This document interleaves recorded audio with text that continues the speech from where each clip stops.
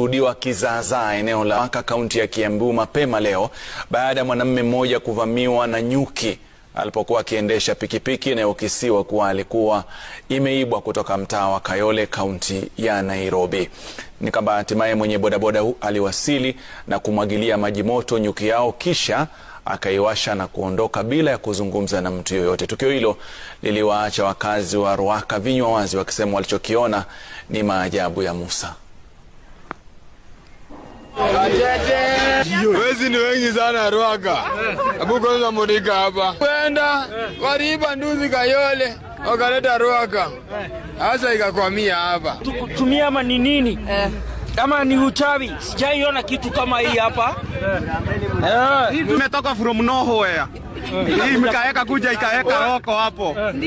Hiyo ni mambo ya maajabu.